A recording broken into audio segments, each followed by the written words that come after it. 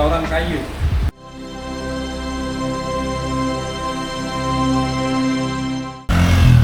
Okay, Assalamualaikum geng, selamat pagi. Hari ini kita dekat Octane lagi untuk buat anti-roll bar.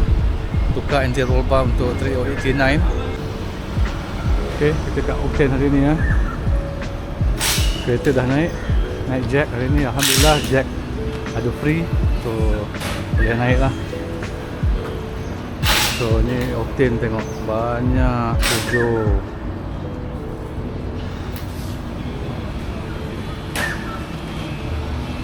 Ini otai kita.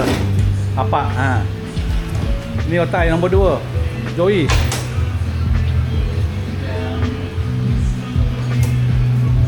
Ni otai nombor 3. Okey, sekarang proses nak buka anti-roll bar. Okey, proses penukaran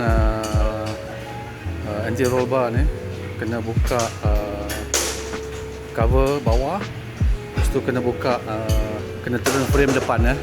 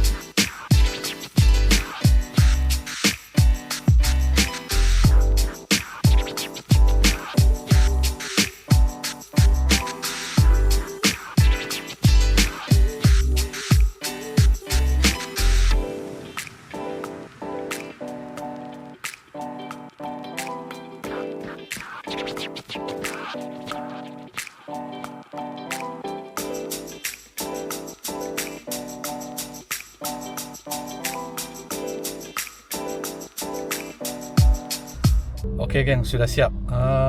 Baru test drive. Oh, banyak improvement lah. Tukar anti-roll bar ni.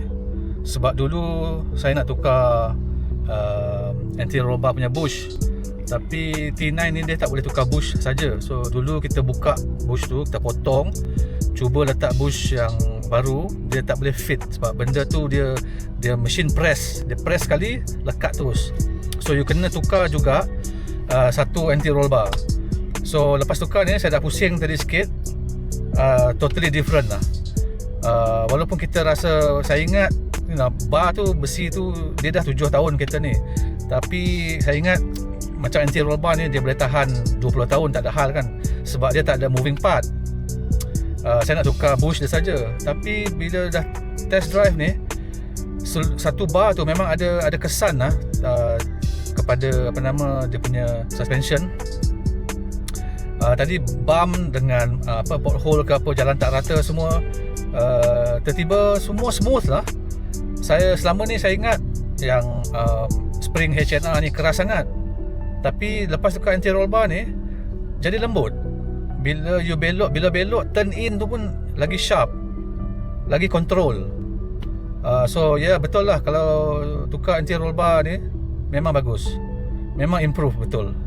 So kepada sesiapa yang terfikir nak tukar bushing tu, tukar anti-roll bar tu, pergi buat.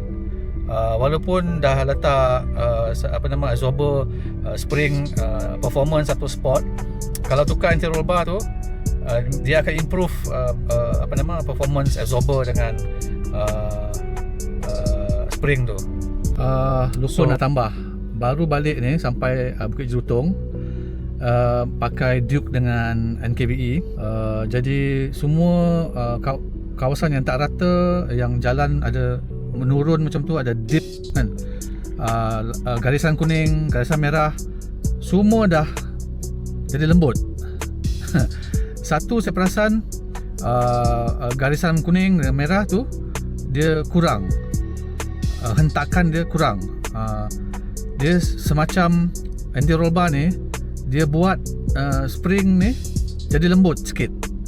Sebelum ni H&R spring ni saya rasa keras sangat, kasar. Bila dia langgar garisan kuning, garisan merah,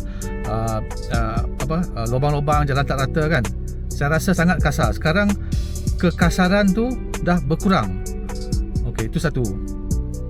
Dua, spring ni bila jalan tu menurun tiba-tiba, dekat highway biasanya lah, saya rasa perut saya berkocak kan, perut dia macam berkocak gitu. Sekarang kocakan tu dia ada, tapi dia dah tak kuat dah.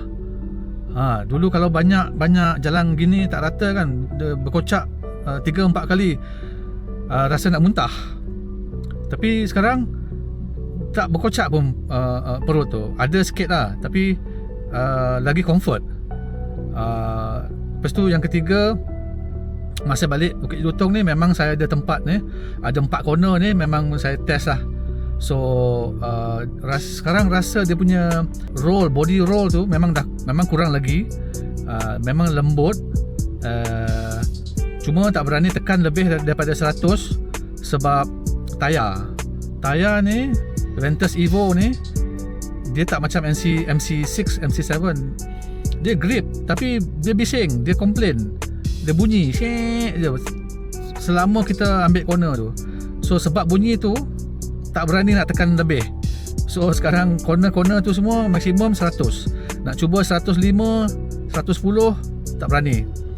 So okey lah, itu extra feedback daripada drive balik tadi. Mudahan video ni bermanfaat untuk owner T9 di luar sana lah. Okay, kita jumpa lagi. Bye.